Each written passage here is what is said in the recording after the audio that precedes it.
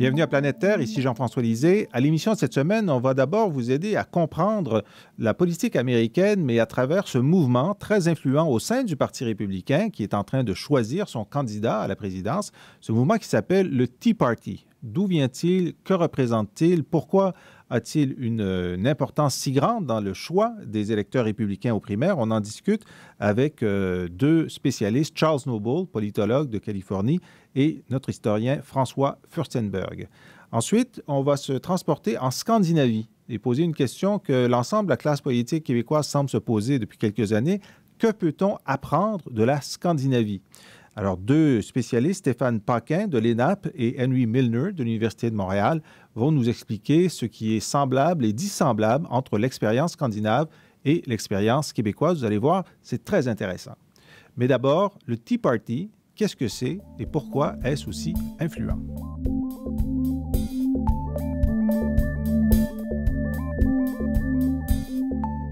De retour à Planète Terre, l'émission des chercheurs du Cérium, ici Jean-François Lisée.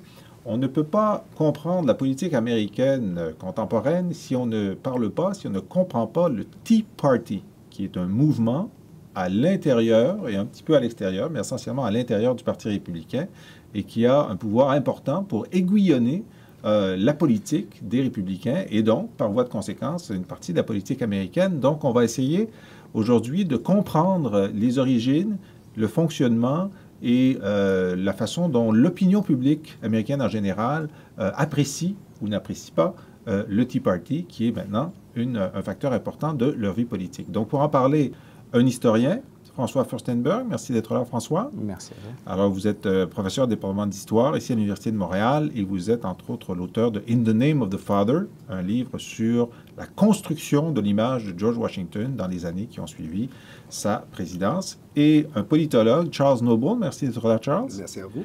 Alors, Charles, vous êtes professeur de sciences politiques à l'Université de Californie à Long Beach. Entre autres écrits, vous avez publié un essai récemment qui s'appelle Goodbye to All That, au revoir à tout ça, sur les futurs possibles de l'État-providence américain. On mettra le lien vers ce texte sur la page de Planète Terre.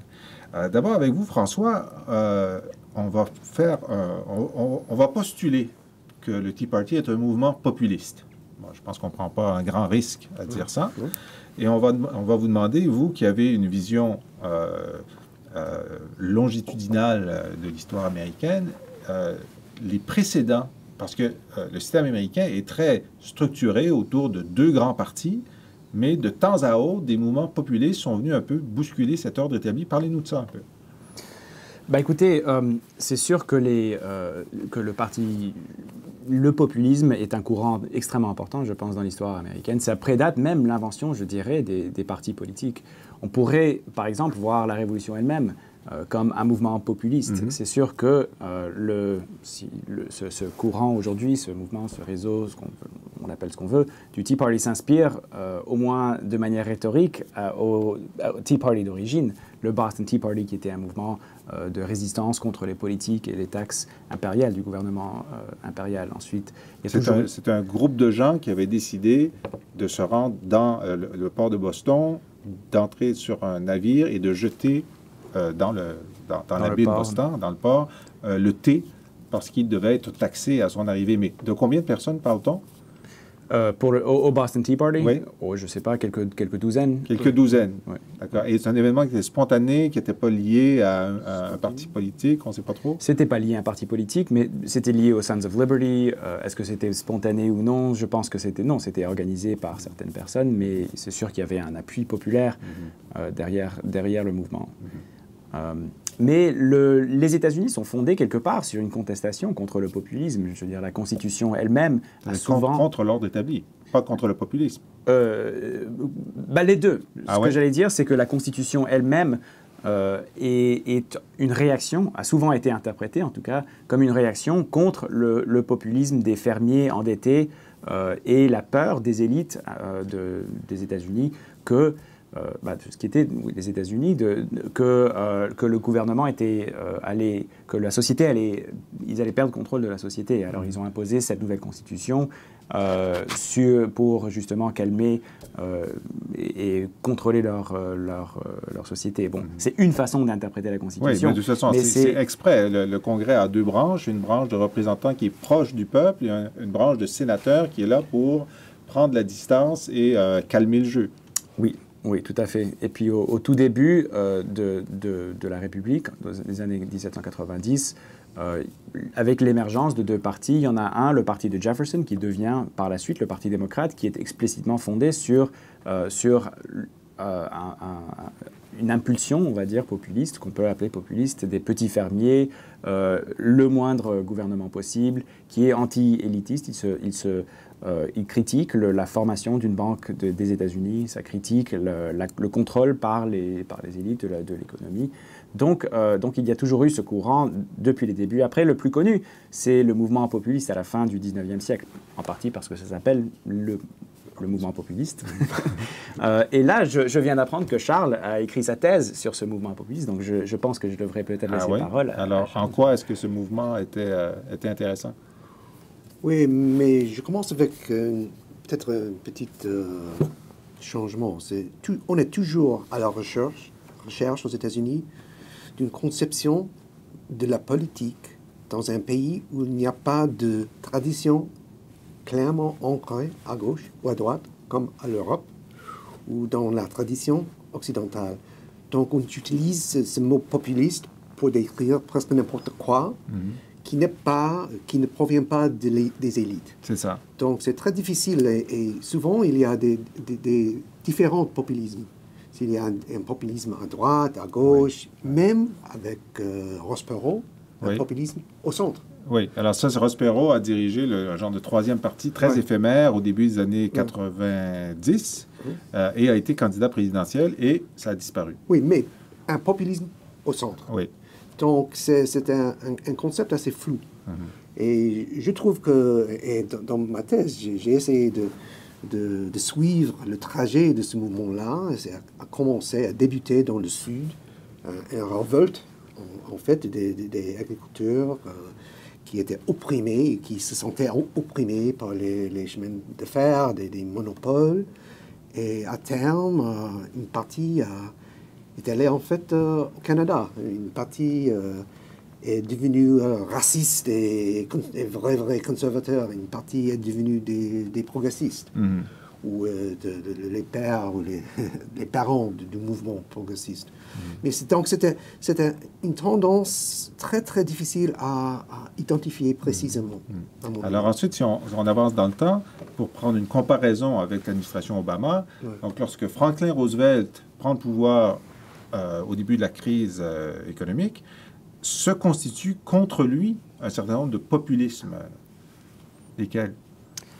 Le plus connu, il y en a deux, je dirais. Il y a Huey Long, qui était un sénateur de la Louisiane, qui était un populiste et qui était quelque part, enfin, il était à la fois raciste, mais aussi il prônait la confiscation de la richesse des plus fortunés. Il y a aussi Father Coughlin. Donc là-dessus, Huey Long était sur la gauche de Roosevelt. Il disait, dans un certain sens. Si moi j'étais candidat présidentiel, j'augmenterais les impôts sur les riches, je redistribuerais davantage. Je ne sais même pas s'il s'agissait d'augmenter les impôts, je crois que c'était juste de confisquer. confisquer. J'ai lu ça, oui. Enfin, on appelle ça ce qu'on veut, oui, enfin, quelque part, économiquement, on pourrait appeler ça de gauche. Mais je ne sais pas si les termes gauche-droite ont beaucoup de sens. C'est un peu ce que Charles vient de dire. C'est que dans cette optique-là, c'est une optique de classe, beaucoup plus que de gauche-droite, je dirais. Oui, exactement. Et l'autre grand populiste sous Franklin Roosevelt? Father Coughlin, c'était un prêtre catholique qui passait à la radio et qui est devenu extrêmement populaire. Et lui aussi, il était droite-gauche, je ne sais pas, mais il a fini dans la droite extrême. Mais il avait beaucoup d'écouteurs au long des années 30 et il a effrayé les deux mouvements, en fait. Et la dépression elle-même et tous les chômeurs qui étaient dans la rue, et il y avait un mouvement communiste extrêmement fort pendant les années 30. Et tous ces mouvements ont beaucoup effrayé l'élite américaine à l'époque, et on donnait un certain appui. Roosevelt s'est positionné comme le sauveur. Il était fortement critiqué par la droite américaine comme un traître de sa classe, mais il s'est positionné comme un sauveur de sa classe, comme un sauveur du capitalisme américain, pas quelqu'un qui était... Aujourd'hui, on critique Obama comme quelqu'un socialiste qui veut mettre, je ne sais pas, toute l'économie sous le socialisme ou le gouvernement. Franklin Roosevelt était beaucoup plus à gauche qu'Obama. Et il ne se voyait pas comme quelqu'un qui cherchait à détruire le capitalisme. Au contraire, il voulait le sauver. Obama non plus. On peut dire de Roosevelt et d'Obama qu'ils ont tous les deux sauvé le capitalisme, Obama en empêchant qu'une dépression ait lieu dans la première année de son gouvernement. Alors, donc, on voit que pour Roosevelt, une situation économique difficile, bien pire que celle qu'on connaît maintenant, des mouvements, donc un réformateur de gauche ou de centre-gauche qui est à la Maison-Blanche, des conditions économiques qui suscitent l'éruption d'une contestation. Ici, avec Obama, en fait, on a, avant même son élection, une partie de la population normalement républicaine qui est insatisfaite du gouvernement républicain, du président républicain, Charles. Oui, parce que la différence entre les années 30 et actuellement, c'est là-bas, dans les années 30, le Parti républicain était le parti majoritaire et le parti ancré dans l'établissement. Et avec l'effondrement de l'économie, en fait, c'est la chute totale du Parti républicain. Mais en 2008, le Parti républicain devenait de plus en plus un parti assez minoritaire et une partie avec des ailes assez différentes, religieuses, conservateurs sur le plan économique. Et pour ce mouvement, le Tea Party, je crois que le parti était si décevant qu'il cherchait une opposition à part du parti, et contre Obama, mais en essayant de refaire toute la politique américaine. Et c'est une base sociale assez différente que la base sociale du Parti républicain dans les années 30. Dans les années 30, c'était les conservateurs, bien sûr, mais ce n'était pas le même sorte de conservatisme. Maintenant, c'est un conservatisme... C'est intéressant sur la question du populisme, c'est un conservatisme libertaire qui était assez répandu parmi les moyennes classes.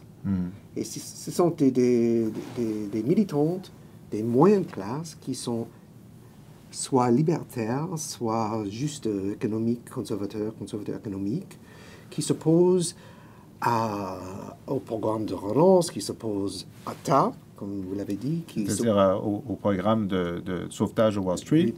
Donc, le Tea Party actuel. Mais est-ce qu'on peut dire, parce que justement pour bien faire ressortir cette distinction, que dans un premier temps, c'est une opposition à Washington, qu'il serait impossible, encore aujourd'hui, d'inviter George W. Bush à une assemblée du Tea Party. Est-ce que j'ai raison? Oui, vous avez raison. Pourquoi? Parce qu'il représente l'aile du Parti républicain qui était trop prête à négocier, à plaire à Wall Street, qui est en fait qui fait partie du problème, parce qu'il était une élite. Et avec le populisme, la seule chose qui unifie tous les populistes, c'est cette opposition des peuples contre l'élite. L'élite, c'était le fils d'un président et un mec qui était tout à fait aux côtes des élites économiques. Ça. Donc, l'élite, c'est Washington et Wall Street. On additionne les deux élites et on est contre les deux. Alors, ce qui est très particulier dans le cas du Tea Party, qui est un phénomène très jeune, donc qui arrive avec l'arrivée d'Obama, donc fin 2008, début 2009, c'est qu'une partie de son financement vient de la deuxième plus grande fortune américaine, les frères Koch. Pouvez-vous nous parler un peu de ça? Les frères Koch. Koch? Oui, Koch, c'est comme le soda. Le soda, mais c'est pas à eux Coca-Cola. Ils sont plutôt dans le pétrole. Ils sont issus d'une famille très, très à droite. Leur père était un vrai extrémiste, adhérent du John Birch Society. Ça, c'était une organisation anticommuniste qui voyait des communistes partout. Oui, partout dans l'État, dans le gouvernement fédéral. C'était très, très extrême. Et ces deux frères à qui il a légué sa fortune, c'était une fortune basée dans les industries pétrolières, de produits matériaux primaires. Et ils sont tout à fait opposés. Ils s'opposent à toutes les réformes progressistes, mais plus que ça, ils s'opposent à l'idée même d'un État fédéral. Ils sont vraiment les libertaires purs et durs. Ils sont voués à mettre fin à l'administration Obama, et plus que ça, au libéralisme, et même l'idée d'un État fort aux États-Unis, ou actif aux États-Unis. Donc, ce serait leur État fédéral idéal serait l'État américain d'avant Franklin Delano Roosevelt. Ouais, non, avant Woodrow Wilson, avant Teddy Roosevelt. Okay. C'est l'État du 19e siècle. OK. Alors, donc, on dit la deuxième plus grosse société privée aux États-Unis. La fortune personnelle des deux frères est de 35 milliards de dollars, la troisième plus grosse aux États-Unis. Et quel a été leur rôle dans la constitution du Tea Party? Okay, il faut distinguer entre le mouvement et ces élites qui voient dans le mouvement une opportunité de répandre leur influence et en fait d'avoir des liens avec une vraie base populiste. Okay. Ils financent des choses, ils organisent des manifestations, ils aident à organiser les manifestations, ils financent les études, ils soutiennent les candidats, ils organisent les réunions où on apprend comment organiser les manifestations. Former des organisateurs, ça c'est clé dans la phase de décollage du mouvement. Former une droite organisée populiste pour s'opposer à l'État fédéral. Ce serait impossible sans la préexistence du mouvement, du mécontentement, mais le mouvement et le mécontentement ne seraient pas aussi bien organisés s'il n'y avait pas eu l'intervention des frères Koch. Exactement. Il y a une deuxième force qui facilite, enfin qui participe du décollage, c'est Fox News. Ouais. D'abord, dites-nous, qu'est-ce que c'est Fox News et qu'est-ce que c'est? C'est une chaîne câblée tellement à droite. C'est dirigé par cette ancienne stratège Roger Ailes, une stratège républicaine, créée par Rupert Murdoch. Qui est le magnat de la presse tabloïd très britannique. Conservateur aussi. Ouais. Il a dit un jour qu'il était à droite d'Attila Bahan. C'est une remarque très bien connue. Mais le but est à la fois les bénéfices, mais aussi influence le Parti républicain, influence tout le débat politique aux États-Unis. Et comme j'aime dire, c'est l'adhérent du Tea Party regarde Fox, et Fox regarde. Ah oui. C'est un rapport symbiotique. Symbiotique. Mais Fox n'a pas seulement couvert les premières manifestations du Tea Party. Les organiser. Il les organisait, c'est ça. Stimuler, animer. Il appelait à manifester. Être là avec les caméras et aider aux organisateurs de peut-être un peu de conseils, comment le faire, mais aussi mettre sur l'écran toute la journée ces photos d'un rassemblement majeur, même s'il y avait une cinquantaine de personnes. Alors, discutons un petit peu de qui sont les membres du Tea Party ou ceux qui sont favorables. Alors, vous avez cité dans votre conférence à l'école d'été des études récentes assez... alors, comment est-ce qu'on distingue un sympathisant du Tea Party d'un républicain normal ou d'un Américain moyen? D'un Américain moyen, et c'est une question de probabilité. Ils sont plus probables à être blancs, hommes, d'un certain âge, peut-être retraités, du Sud, et diplômés. Diplômés. C'est intéressant. Ils ne sont pas des nuls. Diplômés. D'accord. Et donc, parce qu'ils sont diplômés, ils se sont plus efficaces. Oui. Et donc, plus aptes à mobiliser. Il y a une question que vous citez On dit, bon, est-ce que vous êtes mis en colère par ce qui se passe à Washington? Une phrase très générale, mais avec un mot fort, en colère. Alors, 19% des Américains en général sont en colère par ce qui se passe à Washington, 53% de ceux qui sont proches du Tea Party. C'est beaucoup d'énergie, ça, 53% qui sont en colère. Oui, c'est parce que, à mon avis, c'est plus qu'une position ou un programme, mais il y a bien sûr des positions, des programmes. C'est un sentiment que quelque chose cloche dans la politique américaine. Et la question, c'est à qui la faute? À qui la faute? Et la faute, c'est à Washington. En fait, ce qui est un peu intéressant là-dedans, c'est le fait que ce soit seulement 53%. Moi, j'aurais pensé que ce soit presque 100%. Je veux dire, pourquoi être dans le Tea Party si on n'est pas en colère contre... Qui sont ces 47% qui ne sont pas en colère, mais pourtant qui vont... C'est les conjoints. Les conjoints. Et ici, bon, il y a un chiffre que vous allez apprécier davantage, François Furstenberg. Est-ce plus important de réduire le rôle du gouvernement fédéral plutôt que de dépenser pour créer les emplois? Donc, on est dans des États-Unis avec un taux de chômage historique de 10%, chômage officiel, mais chômage officieux probablement 19-20%.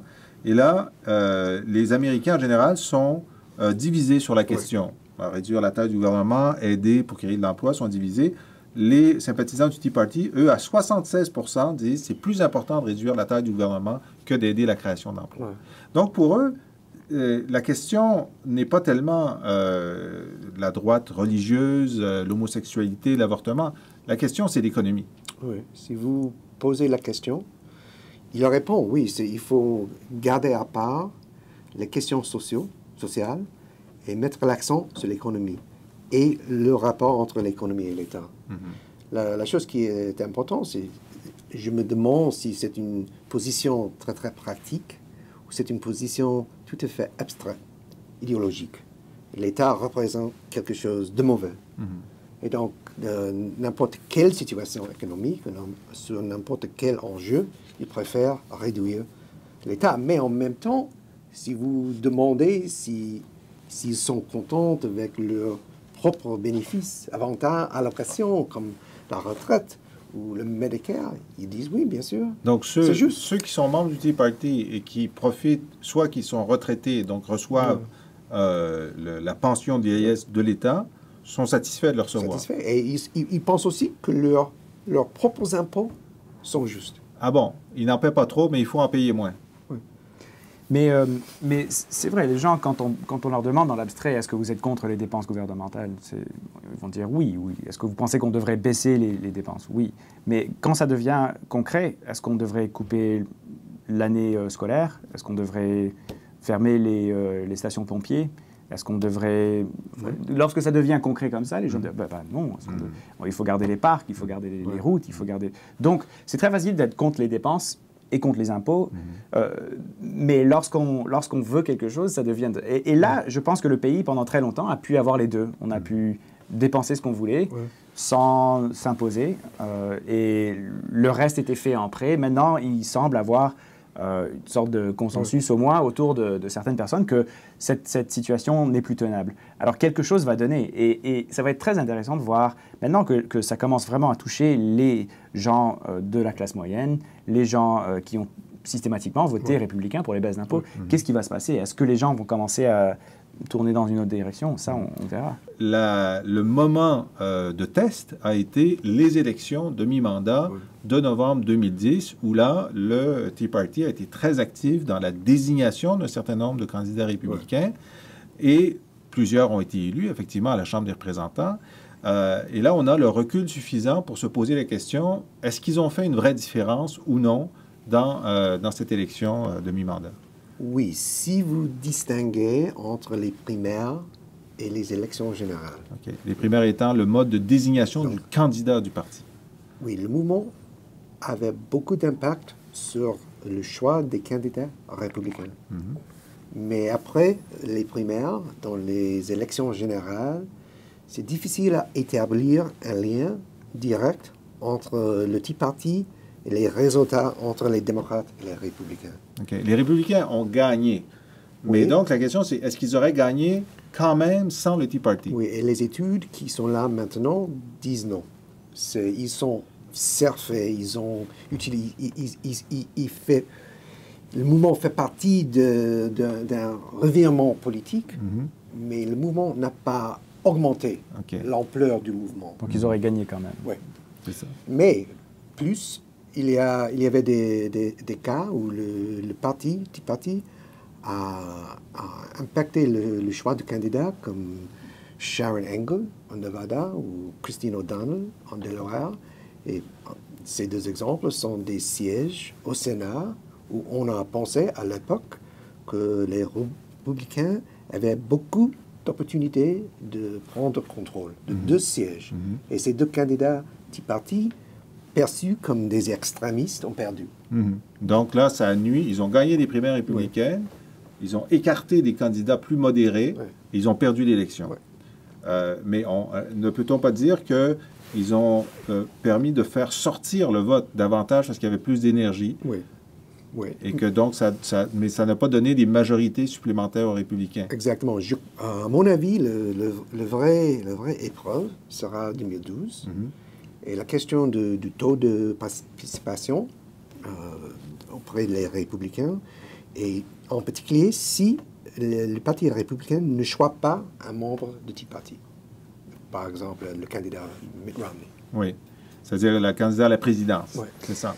Mais même s'ils n'ont pas augmenté le nombre de républicains élus, et c'est certainement vrai, enfin, si les études ont été faites là-dessus, ils ont quand même changé la composition et la qualité de ceux qui ont été élus. Et ça a eu un effet majeur sur le système politique. Les républicains ont été poussés fortement vers la droite. La droite, vers une position, enfin, ce mouvement populiste vaguement, mais ils sont vraiment extrémistes. Et il y a un refus de compromis au sein du système. On l'a vu avec cette question du debt ceiling. On l'a vu au tout début avec la question de l'extension des allocations pour le chômage. Et ça a poussé le Parti républicain à agir d'une manière, John Boehner, tous les dirigeants du Parti républicain agir d'une manière beaucoup plus radicale qu'ils l'auraient fait autrement. Ça va très mal pour les républicains modérés, parce que donc ces nouveaux élus à la Chambre, ils sont plusieurs dizaines, ils sont constitués en caucus à l'intérieur du caucus républicain, donc ils ont un peu une minorité de blocage sur les républicains plus modérés qui auraient plus tendance à faire des compromis. L'autre impact, c'est sur la culture politique et la conversation, si vous voulez, parce qu'ils ont tout à fait s'accaparé de la discussion. Les médias, maintenant, c'est l'enjeu le plus important, c'est l'équilibre du budget, ou de la dette, ou la limite sur la dette. Pas le chômage, pas d'autres facteurs très, très importants. Et donc, Obama a perdu contrôle de la conversation politique. De la discussion, oui, c'est ça. Bon. Ce qui est extraordinaire quand on y pense, parce que le Tea Party compose entre 4 et 5% de la population américaine. Ah, vous dites 18%? Oui, 18, oui. 18, pardon. Okay. 18% de la population américaine et 24% des membres de la Chambre. Des membres républicains de la Chambre, qui sont même pas... Donc on parle d'une minorité politique, d'une forte minorité de la population. On parle d'une minorité même au sein des républicains de la Chambre. Et on parle d'une seule chambre, parce que le Sénat est contrôlé par les démocrates et la présidence est contrôlée par les démocrates. Pourtant, cette petite minorité a réussi à s'imposer d'une manière pour complètement transformer le système politique, pour jouer le Sénat dans ses mains, pour jouer le président dans ses mains. C'est tout à fait extraordinaire. Comment est-ce que le Tea Party est perçu par les Américains en général? Comment ça évolue? Au début, c'est assez moitié-moitié. 30% pour, 30% contre, mais le reste, c'est peut-être, je ne sais pas, c'était un phénomène un peu inconnu. Mais maintenant, après 2 ans du Tea Party, il y a 45% des sondés des sondés qui disent qu'ils sont défavorables au Tea Party. Ils ont une mauvaise opinion du Tea Party. Mauvaise opinion, et cette proportion monte, et la proportion, le pourcentage qui soutient ou qui ont une perception favorable au Tea Party, c'est 30%, et c'est stable. C'est stable, voilà. Donc, puisqu'on s'approche de l'élection présidentielle où un plus grand nombre de gens vont participer, enfin du moins le pense-t-on, le Tea Party pourrait devenir, plutôt que donner un élan au Parti républicain, devenir un repoussoir pour une partie des électeurs. Oui, mais aussi, c'est une chose, si on prend en compte que les adhérents sont 18% de la population, et il y a 30% qui sont pour le Tea Party, ça fait 12% de plus. Oui. Oui, c'est une tranche très, très petite du reste de la population qui approuve du Tea Party. Oui. Donc, il y en a 70% qui soit ne le savent pas, d'ailleurs une partie qui ne participeront pas à l'élection, ou sont défavorables. Mais il y a d'autres sondages qui démontrent que le reste de la population, même les personnes qui sont très, très critiques du Tea Party, disent qu'il faut tenir en compte leurs enjeux. Donc, ils ont vraiment changé la conversation. C'est ça. D'ailleurs, il y a certains conservateurs qui disent, le président, il y a des gens de gauche et de droite qui disent, le président, son intérêt politique aurait été de garder le débat public sur la question de l'emploi, parce qu'il faut que le chômage baisse s'il veut être réélu, mais il a abdiqué et permis à ce que tout débat soit sur la réduction de la taille de l'État. Donc, est-ce que Roosevelt aurait commis la même erreur? Certainement pas, non. Roosevelt avait des capacités de communication qui étaient très très fortes. Il utilisait la radio, ce nouveau médium politique à l'époque, pour communiquer avec les gens et vraiment changer la façon dont les gens comprenaient leur société, comprenaient leurs relations avec le gouvernement, comprenaient la crise économique. Et ça reste pour moi un des grands mystères de la présidence d'Obama. Quelqu'un qui avait été élu essentiellement pour ses capacités de oratoire. C'était quelqu'un qui avait très peu d'expérience, surtout par rapport à ses opposants. Enfin, Hillary Clinton avait beaucoup plus d'expérience dans le Sénat, dans la vie politique. Obama a été élu pour son charisme, pour sa façon d'inspirer les gens, d'articuler une vision du gouvernement, de la société, de l'avenir. Mais lorsqu'il a été élu, il a complètement abandonné ce côté. Et c'est un gros mystère parce que c'est pour ça qu'il avait été élu. Et surtout quelqu'un avec ses talents et son charisme, on aurait cru qu'il aurait pu avoir une influence sur le débat politique, sur même peut-être les membres du Tea Party, la façon dont on voit le Tea Party, la façon dont le débat, comme on appelle ça, le débat, et il ne l'a pas eu. Mais Charles, est-ce que son pari n'est pas, en regardant 2012, puisqu'il ne peut pas faire grand-chose au Congrès à cause du contrôle des républicains sur la Chambre, de dire, moi, je vais occuper le centre, pas la gauche. Je vais occuper le centre et je vais laisser le Tea Party démontrer que mes opposants républicains sont des extrémistes et donc, je vais être réélu. Oui, il veut se présenter comme président actuel, donc un leader, et le reste sont des militants, des extrémistes qui ne comprennent rien. Mais aussi, par rapport à Roosevelt, pendant les années 30, il n'y avait pas beaucoup de méthodes de communiquer avec la population. Maintenant, il y a une pluralisation énorme des médias. Et même si Obama voudrait dominer l'actualité, c'est pas possible. C'est pas possible. Il a 5 minutes peut-être chaque jour pour s'exprimer. Et plus que ça, pire que ça, ses stratèges lui disent toujours, si vous êtes là tout le temps, vous risquez d'être banalisé. C'est ça. Oui, mais Bush, il avait quand même, il a réussi à s'imposer sur les médias. Il a réussi à imposer une vision, lui qui avait beaucoup moins de capacité d'éloquence. Oui, bien sûr. Il réussissait quand même à former le débat, on peut l'appeler comme ça. Mais sauf dans son deuxième mandat où il était de moins en moins entendu. Il y avait cet événement déclencheur, les attentats, pour du 11 septembre. Oui, pour focaliser l'opinion sur lui. Nous ne souhaiterons pas un événement semblable au président Obama. Merci beaucoup, François Furstenberg, Charles Noble, de nous avoir expliqué en quoi consiste ce mouvement assez étonnant et important. Et Charles, vous nous laissez en musique avec quoi? Sweet Home Alabama, Leonard Skinner. On se retrouve après la pause et on écoute Sweet Home Alabama. Sweet Home Alabama, where the skies are blue. Sweet Home Alabama, Lord, I'm coming home to you.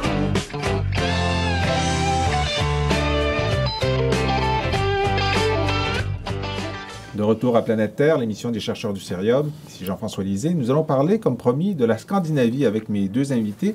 D'abord Stéphane Paquin. Merci d'être là, Stéphane. Merci. Stéphane, vous êtes professeur de politique publique à l'ENAP, l'École nationale d'administration publique, et vous êtes le directeur adjoint de l'Observatoire sur l'administration publique. Vous avez publié, vous avez dirigé avec vos collègues Luc Bernier et Guy Lachapelle le livre « L'analyse des politiques publiques ». C'est aux presses de l'Université de Montréal. Et de retour à l'émission, notre collègue Henry Milner. Merci, Henry, d'être là. Oui. Alors, Henry, vous êtes chercheur à la chaire d'études électorales ici en sciences politiques à l'Université de Montréal. Vous êtes aussi professeur invité à l'Université Umeå en Suède, où vous retournez chaque année. Depuis combien de temps déjà? 12 ans. 12 ans. Donc, ils vous ont adopté. Et vous êtes auteur, entre autres, d'un livre sur la compétence civique aux presses de l'Université Laval. Alors, écoutez, vous avez tous les deux co-dirigé l'école La Scandinavie, des outils du succès à l'école d'été du Cérium à l'été 2011. Et évidemment, l'intérêt de cette école, c'est que tout le monde se réclame de l'exemple suédois dans le débat politique québécois et un peu canadien, mais en particulier ici, en disant il faut faire comme les Suédois ou comme les Finlandais. On l'entend à droite, on l'entend à gauche, on l'entend au centre. Alors, on va essayer ensemble, pendant les minutes que nous avons, de débroussailler ça. Et une des choses qu'on entend souvent, c'est dire, arrêtez de vous référer aux pays scandinaves d'avant la crise des années 90, parce qu'eux ont fait leur révolution dans les années 90, et maintenant, ils sont une référence, y compris pour des gens de centre droit. Bon, alors la question que je vais vous poser à tous les deux, c'est qu'est-ce qui s'est passé dans les années 90 dans les pays scandinaves? Qu'est-ce qui a changé? Et pourquoi c'est important? D'abord, Stéphane. Alors, effectivement, au début des années 90, les pays scandinaves, comme en fait une bonne partie des pays membres de l'OCDE, le Canada aussi était dans une situation difficile, par exemple, ont décidé de faire des réformes fondamentales, structurelles, qui ont changé complètement ou de façon très importante ce qu'on entendait par modèle suédois. Quelle est la situation au début des années 90? Les taux de chômage au Danemark, en Suède, en Finlande, aussi un peu en Norvège, mais la Norvège est un pays exceptionnel compte tenu des ressources pétrolières, ce qui fait que les données sont un peu faussées. Mais dans les autres cas, la crise économique va être très profonde. La Finlande va être le pays le plus affecté, notamment parce que la désintégration de l'URSS va porter un coup dur à son économie. 20 de chômage à un point. 20 de chômage à peu près en 1993 et une diminution du PIB comme aucun pays occidental n'avait vécu depuis 1945. Donc, c'était très sévère. Si sévère qu'on pensait que le modèle scandinave, c'est-à-dire un modèle avec un État-providence extrêmement important, avec un haut niveau de taxation, était insoutenable à long terme. Par exemple, je me rappelle que la revue The Economist avait sorti un article où la question était « Est-ce que le bourdon peut toujours voler? » Parce qu'en théorie, un bourdon est tellement lourd, avec de si petites ailes, que c'est impossible que cette chose puisse voler. Alors la question qu'on se posait, c'est est-ce que le modèle scandinave peut se maintenir dans le temps? Et donc, ça a été des années de très grandes réformes où on a voulu mettre l'accent sur l'efficacité publique, une réforme de l'État axée sur l'efficacité publique, où on a revu complètement le fonctionnement du système de santé, on a repensé en partie le système d'éducation, et on a revu aussi le marché du travail complètement. Alors, si je devais choisir, je dirais que dans les réformes qui ont été faites dans les pays scandinaves, en Suède, la réforme de l'État et la réforme de la santé est particulièrement réussie. Okay. Un exemple à suivre, notamment pour le Québec. Alors, expliquez-nous la santé. Henry va nous expliquer le marché du travail. OK. Alors, dans le cadre de la réforme de la santé, au Québec, on entend souvent dire que ce qui explique le succès du modèle scandinave, c'est l'introduction du privé. C'est-à-dire que le miracle serait par la privatisation des hôpitaux et du système de santé. En fait, ce n'est pas vrai. Il y a moins de privé en Suède qu'au Québec. Il y a du privé en Suède, mais il y en a beaucoup moins qu'au Québec. Et ce qui explique plutôt le succès du modèle scandinave, c'est qu'on a décidé de complètement décentraliser le système en donnant plus de responsabilités aux hôpitaux notamment. On a complètement dégraissé le ministère national de la Santé. Par exemple, aujourd'hui, au niveau national, il y a seulement 200 fonctionnaires qui s'occupent des questions de santé publique. Comparé, hein? Au Québec, on est à peu près à 700. Et on a donc donné plus de responsabilités à ce qu'on appelle là-bas les régions ou les conseils généraux et aux hôpitaux. Donc, les hôpitaux sont maintenant en concurrence les unes contre les autres pour attirer effectivement l'argent des conseils généraux. Ce sont les conseils généraux qui gèrent le système et les hôpitaux sont en concurrence entre eux pour attirer l'argent qui provient du conseil général.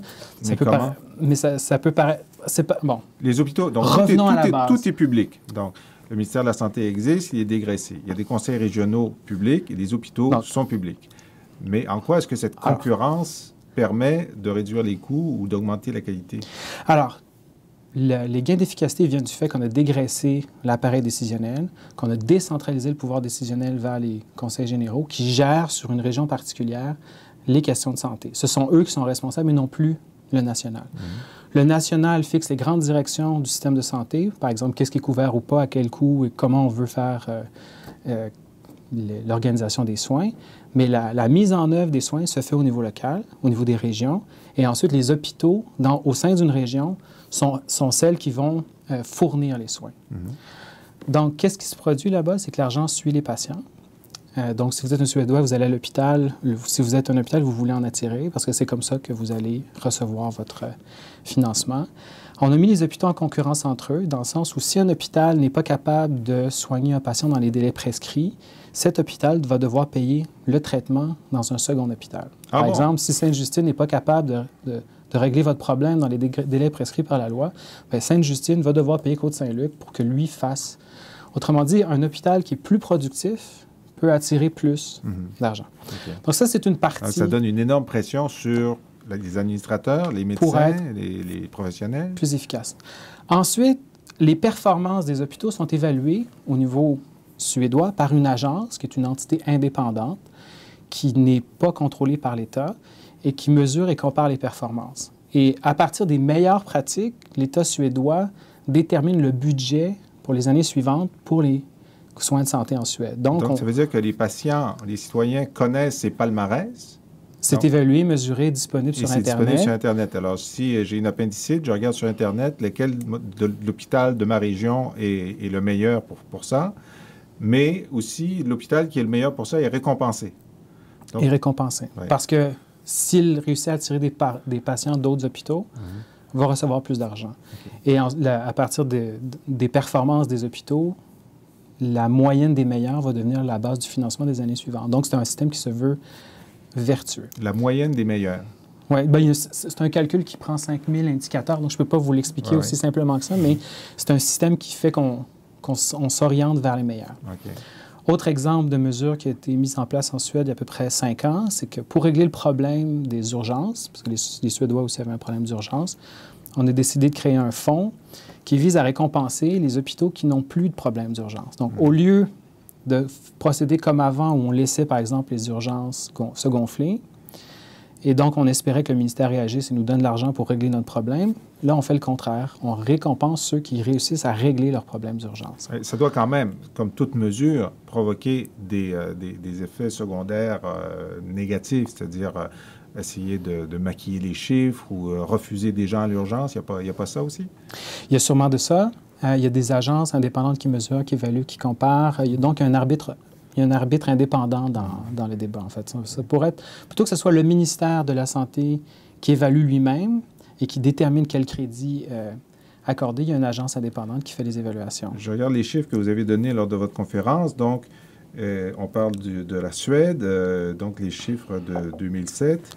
Le financement public est plus important, donc 71 % au Québec, 81 % en Suède.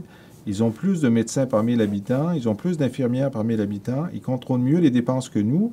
Nous, on dépense 775 $ par habitant contre 457 pour la Suède. Alors, pour les médicaments. Pour les médicaments, les dépenses de médicaments, d'accord. La population, ça c'est intéressant, la population est plus âgée que la nôtre. Oui, d'environ 10 ans.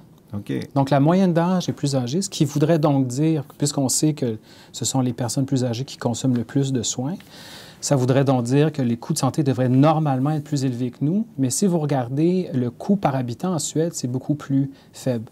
Par exemple, on sait que... en fait, j'estime que si les... C'est à peu près 400 $ de moins par habitant sur la santé que nous. Sur la santé. Mais est-ce que c'est aussi parce que les salaires des médecins, des infirmières, des professionnels de soins sont moins élevés que les nôtres? Absolument. Mais ils en ont beaucoup plus.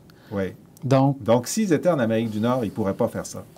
Ils ne pourraient pas faire ça. Non, dans le sens... c'est-à-dire qu'il y a des choses qu'ils pourraient faire. Par exemple, les médecins, on a revu leur mode de rémunération pour les rendre plus performants.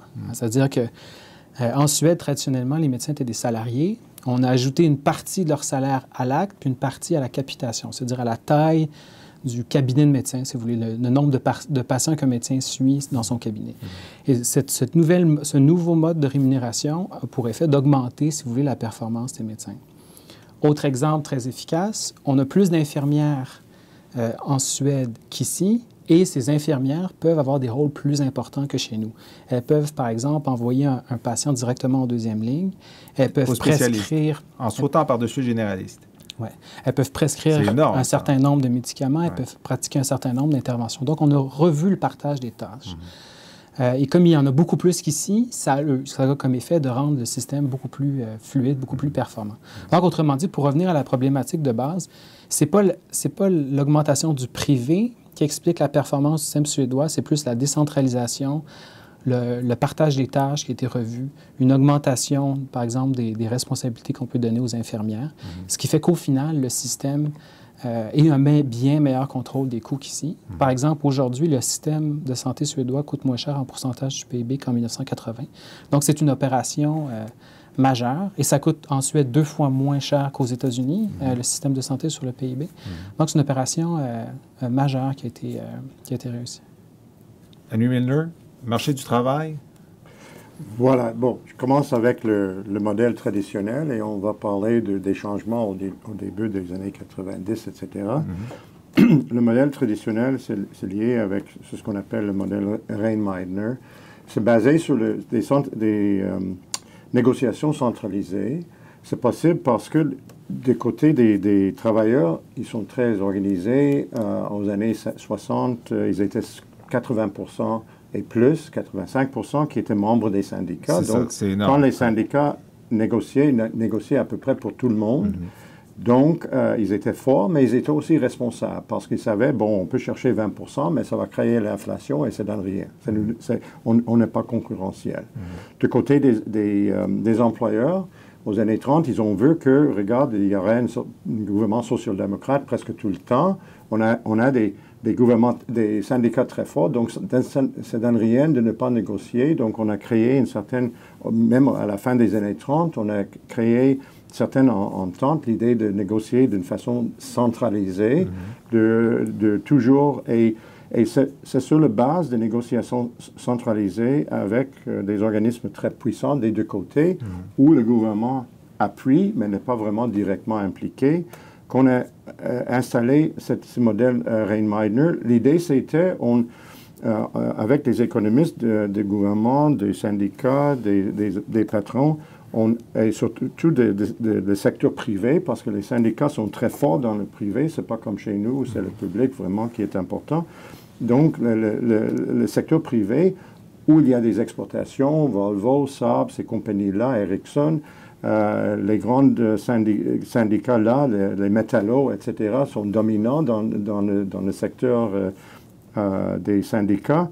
Et même chose chez les employeurs. Donc, on fixe, on dit, on peut se permettre de monter les coûts de 3% ou 4% ou 5% pour les années pendant la convention prochaine. Et on va redistribuer ça pour monter un peu ceux qui sont en bas, parce que c'est un pays social-démocrate.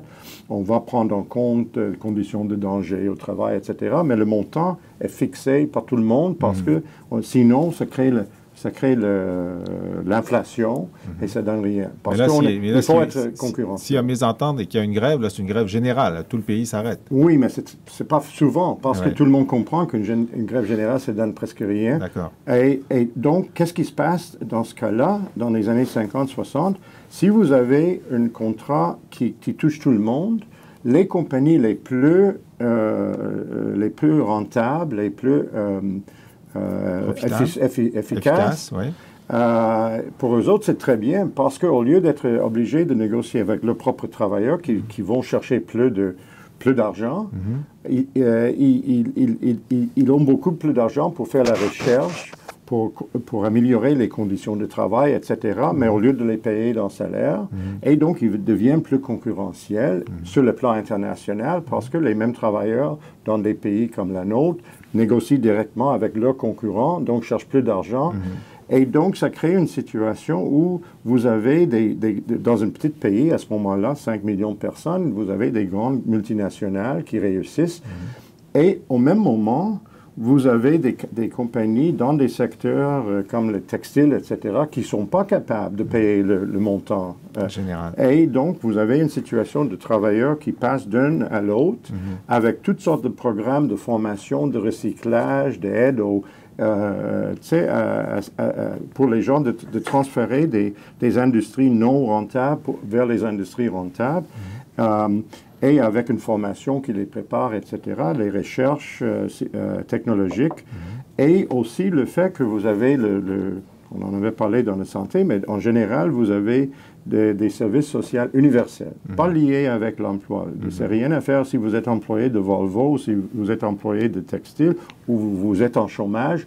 Vous avez les mêmes droits à tous donc, les... Donc, ce n'est pas un coût services. lié à l'emploi. Pas du tout. Alors, donc, ça marche jusqu'en 90. Pourquoi ça ne marche plus en 90? Bon, d'abord, dans les années 70 et surtout aux années 80, il y a la mondialisation, il y a l'Europe. Donc, maintenant, il y a des coûts qui viennent de l'extérieur. Donc, c'est beaucoup plus difficile de calculer exactement comment...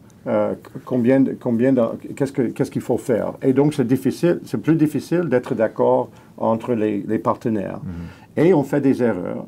Et donc, on a fait des erreurs, on a créé l'inflation, on était obligé, au début des années 90, d'évaluer la couronne qui était... Donc, la devise suédoise. La devise suédoise.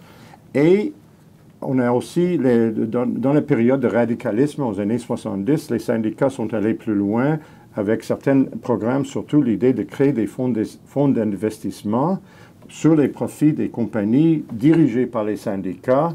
Et les compagnies ont dit, regarde, ça c'est la socialisation. À long terme, Volvo deviendra propriété des travailleurs et pas de... Et ce n'était pas vraiment le but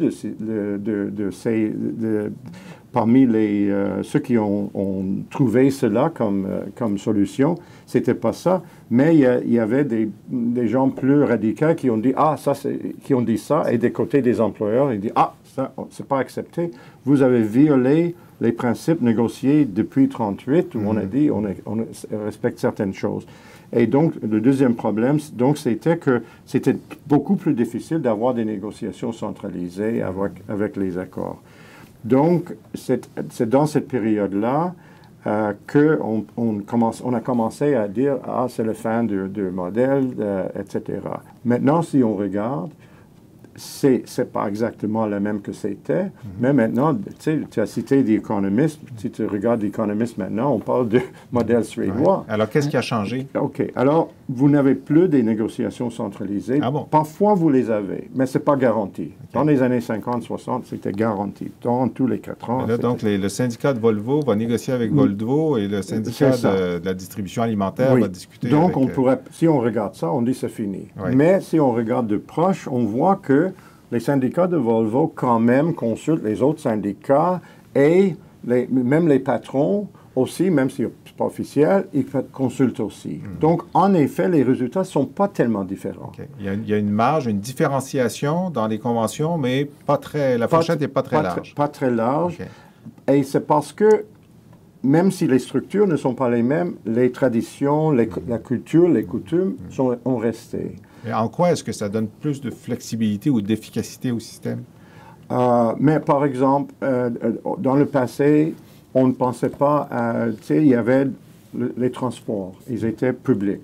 Maintenant, on dit, si on peut avoir des transports plus efficaces, on va donner des contrats à des compagnies privées. Le métro de Stockholm, c'est une compagnie française qui s'en occupe, mais selon un contrat avec les gens.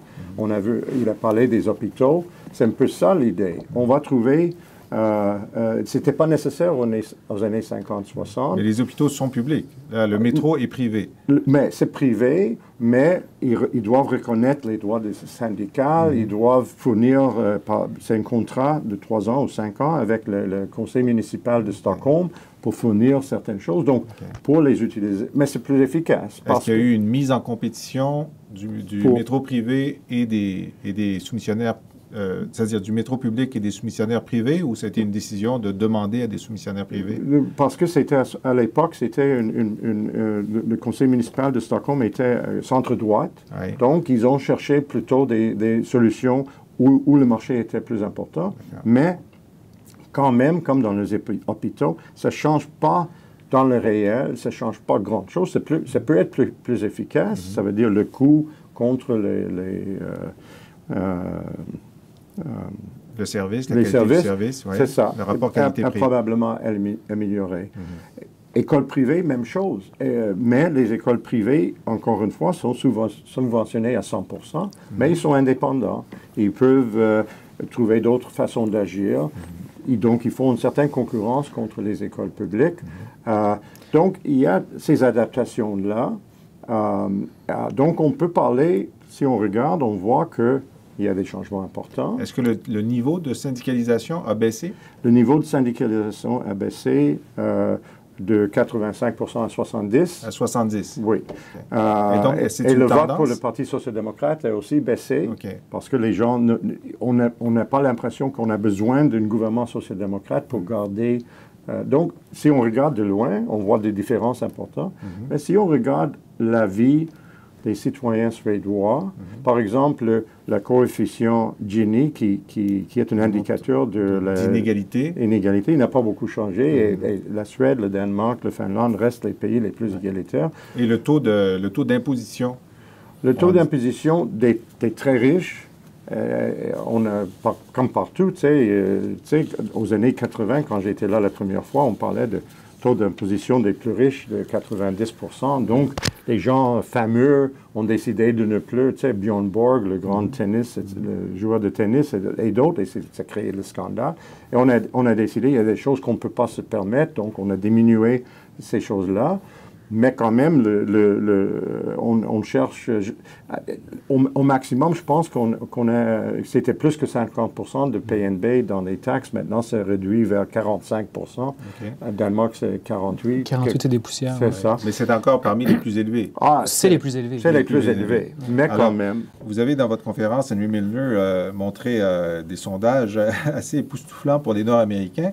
Alors, la question qui est posée, c'est est-ce que vous êtes d'accord pour payer davantage de taxes et d'impôts si ces argents sont utilisés pour les soins de santé? Alors, en 2002, 65% disaient oui. En 2010, 75%.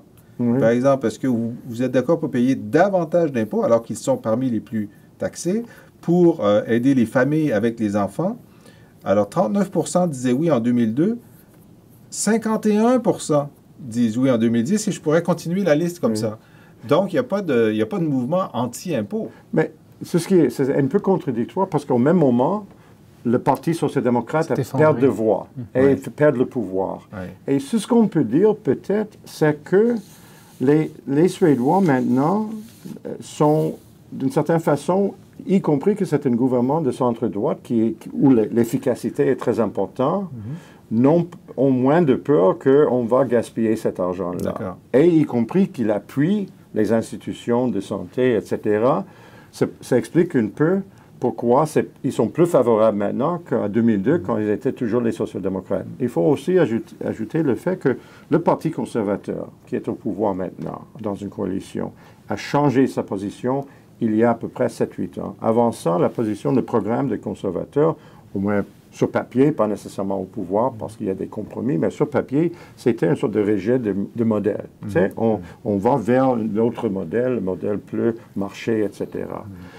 Maintenant, ils ont changé complètement le programme et ils disent on va le rendre plus efficace. C'est ça, on accepte le système. Donc, le débat se fait sur l'efficacité du modèle scandinave et non pas sur le modèle lui-même. En effet. D'accord. Alors, on va parler un peu d'éducation, Stéphane Paquin, parce que là aussi, Donc, évidemment, on montre toujours les Finlandais comme les meilleurs, à la fois pour les résultats et pour le fait que les pauvres Finlandais ont d'aussi bons résultats que les riches Finlandais, enfin l'écart est le moindre. On dit, ben eux, ils l'ont l'affaire, mais ça a été fait par un mélange, par une approche que vous allez nous expliquer maintenant. Mais avant de commencer, je dirais, dans les comparaisons internationales, le Québec se classe bien. Oui. Dans les tests PISA faits par l'OCDE depuis le milieu des années 90, on se classe toujours très bien. On se classe généralement devant la Suède et devant le Danemark, mais on est dépassé à chaque fois par les Finlandais. Alors, les Finlandais ont choisi de décentraliser les responsabilités d'éducation de plus en plus vers les municipalités, mais surtout vers les écoles. Contrairement à nous, ils commencent le primaire une année plus tard. Plus tard? Plus tard que nous. Ils n'évaluent pas les étudiants avant l'âge, je me mémoire est bonne, de 12 ou 13 ans, donc pas d'examen. Malgré tout, l'équivalent de note secondaire 3, ils réussissent à avoir les meilleurs résultats des pays de l'OCDE, année après année, en mathématiques, en littératie, donc en compréhension de texte, et dans divers autres indicateurs, en sciences. Et donc, et c'est une société égalitaire, et c'est une société qui a fait le choix du public. Il n'y a pas de privé. Il n'y a pas d'école privée. Non, alors que la Suède, elle a fait un Suède. choix OK. différent. La Suède a choisi, elle aussi, de décentraliser, un peu comme en santé, les responsabilités vers les municipalités, mais en fait 90 municipalités parmi les plus importantes. Et elle donne énormément de responsabilités aux écoles, par exemple, pour choisir les enseignants, pour choisir comment ils veulent appliquer le programme scolaire, parce que là aussi, il y a une très grande marge de manœuvre. Alors, en Suède, l'argent suit l'élève. Donc, c'est l'élève qui, par son choix, ou le parent d'élève qui, par son choix d'école, va en quelque sorte voter pour ou contre une école. Et ce qui se passe, c'est que, encore une fois, en Suède, il y a une agence nationale qui mesure les résultats par des tests standardisés. On compare les résultats, tout est disponible sur Internet. Donc, on sait exactement les résultats de l'école de notre quartier. Et si on pense que cette école n'est pas au niveau, on peut changer d'école. Et en changeant notre enfant d'école, le financement de l'école tend à diminuer, ce qui oblige la direction de l'école, qui a les moyens nécessaires pour agir, parce que c'est elle qui gère son budget, à prendre la situation en main. Et autre facteur, c'est qu'en Suède, on a permis l'introduction de ce qu'on appelle les écoles, ici on les appelle les écoles privées. Là-bas, des fois, on voit le mot école indépendante. Ce que ça veut dire, c'est que ce ne sont pas des écoles privées comme chez nous, c'est-à-dire qu'il n'y a pas de sélection à l'entrée, il n'y a pas de frais de scolarité parce que c'est 100% gratuit, mais les écoles sont dirigées par des conseils d'administration qui ne sont pas des gens délégués par le parti politique qui est majoritaire à la ville. Donc, au conseil scolaire, ce sont des gens qui sont d'une autre organisation. Mais comment est-ce qu'on décide d'ouvrir une école indépendante ou privée? Tout le monde pourrait le faire. OK. S'ils choisissent de le faire, parce que le financement est lié au nombre d'élèves inscrits. Il faut répondre aux critères nationaux. Mais ce qui voudrait dire, par exemple, si dans une région, le ministère ou la ville décidait de fermer l'école de rang, les parents pourraient se réunir puis créer une école en Suède. Mais ils devraient répondre à un certain nombre de critères. Qui ne sont pas très exigeants, Les soit dit enseignants en passant. doivent avoir un diplôme, doivent être accrédités, ils doivent avoir... C'est l'école n'importe quoi, qui... quand même.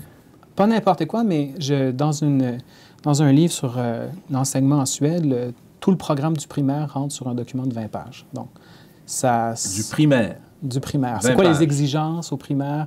C'est dit, par exemple, les étudiants doivent savoir lire, compter, mais il n'y a pas de... On n'explique pas dans le détail comment. En fait, j'ai l'impression qu'en Suède, on pense que les professeurs sont formés, qu'ils sont professionnels et on leur laisse l'autonomie de décider ce qui est bon pour leurs élèves ou pas. Henry Milner, il y a toujours la question qui se pose avec la décentralisation, c'est, bon, ben, est-ce qu'on décentralise aussi le programme, puisque ça veut dire qu'un groupe de créationnistes, ou un groupe de raéliens, ou un groupe de libertariens, ou de marxistes-léninistes pourront créer leur école et enseigner à lire, écrire et compter, et le dogme favori des parents. Ça existe surtout des groupes religieux minoritaires. Je ne sais pas combien, mais on parle de cela. Il y a aussi des écoles plutôt orientées vers le commerce ou, tu sais, vraiment business, etc. Donc, les sociodémocrates, etc., ne sont pas tellement contents. Et il faut ajouter que même si officiellement tout le monde a le droit, ça prend quand même, le conseil municipal a quelque chose à dire. Donc, pas sur le contenu, mais peut-être l'endroit. Tu sais, l'endroit, on ne peut pas mettre une école ici, etc. Donc, Arimea, où j'enseigne, par exemple, qui est une ville de gauche, toujours, c'est plus difficile d'installer une école privée qu'à Stockholm, qui est une ville de droite. Qui est plus à droite. Ça se fait, mais pas tout le temps. Donc, c'est pas aussi facile que ça. Et donc, les exemples extrêmes que tu as cités sont vraiment assez C'est rarissime. rares, c'est ça. D'accord. Et en général, la population trouve que c'était une réforme utile. Mais ils ne sont pas contents, surtout l'exemple finlandais, ils n'aiment pas d'être battus par les Finlandais. C'est comme si on était battu par les Terre-Neuviens. Ah oui, ça c'est donne un ça. choc. Pour les Suédois, oui. Ah oui, c'est très difficile à accepter ça. Et les raisons pour moi, c'est un peu semblable à ce qui se passe ici. Ça veut dire, il y avait une période où l'idée c'était student-centered teaching. Ça veut dire vraiment, c'est pas les exigences générales. C'est chaque élève, s'il est content, s'il trouve qu'il progresse selon ses propres Son standards. propre rythme, oui. C'est ça.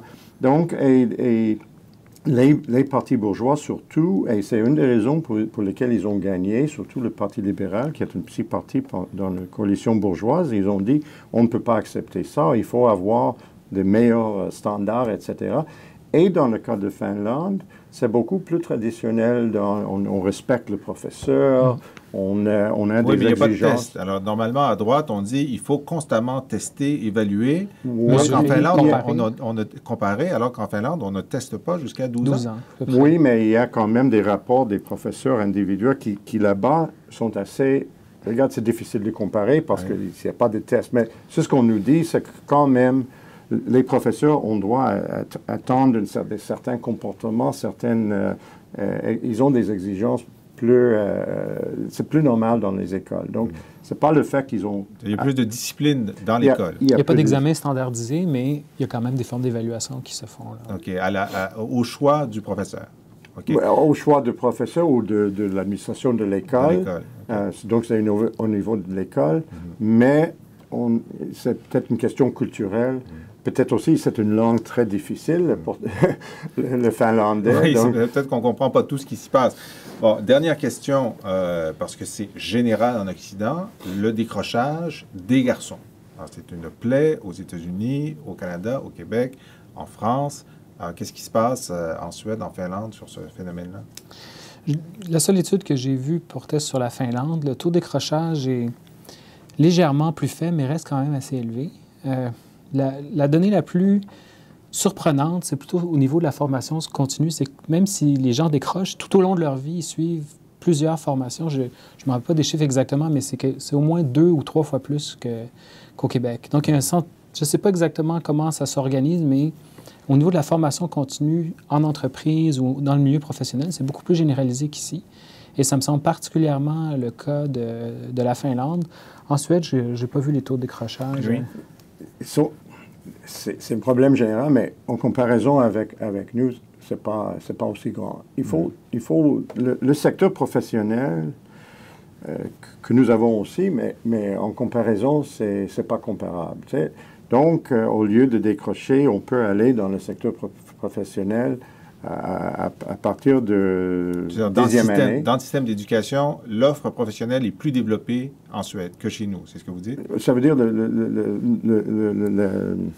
le secteur non universitaire qui vous amène directement au travail. Les écoles techniques. C'est ça. Ça peut être dans les mêmes écoles. Donc, Oui. c'est un peu le modèle cégep, mais ça commence plus jeune. Et les écarts de salaire pour la vie, à cause de tous les programmes qu'ils ont.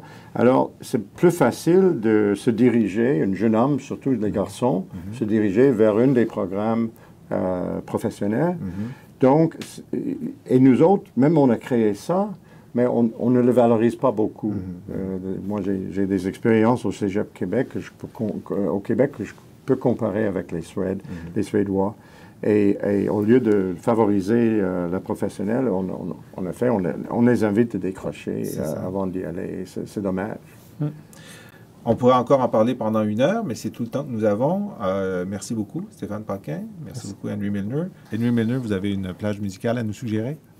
Oui, c'est une chanson en suédois de Tommy Corbett qui est parmi les plus belles chansons que je connais. C'est une chanson d'une vieille homme qui regarde sa vie, etc. Chaque fois que je l'entends, je reviens en Suède, etc. je pense que vous allez le trouver. La mélodie, même si vous ne comprenez pas les mots, mais la mélodie, c'est très joli. Merci beaucoup, Henry. Et on écoute, grâce à vous, une mélodie suédoise de Tony Corbett. Fait accompli. Allting är sagt. Jag måste ge mig för en stenhård övermakt. Jag ville tro på vår kärlek ändå. Du står i vår hall och blicken är kall och nu vill du gå. Voilà, c'était notre émission pour cette semaine. J'espère qu'elle vous a plu. Si vous voulez la revoir ou revoir d'autres émissions de la série, elles sont toutes disponibles sur le site serium.ca et d'ailleurs disponibles pour balado-diffusion sur le site iTunes. iTunes U pour université. À l'Université de Montréal, le Serium organise plusieurs activités. Vous allez en voir la liste, les heures, les locaux sur le site du Serium. Vous êtes bien sûr conviés. Et en terminant, je remercie l'équipe technique de l'émission, Luc Laflamme, Ognian Guerriev et Charlène Ricard. Et je vous retrouve la semaine prochaine.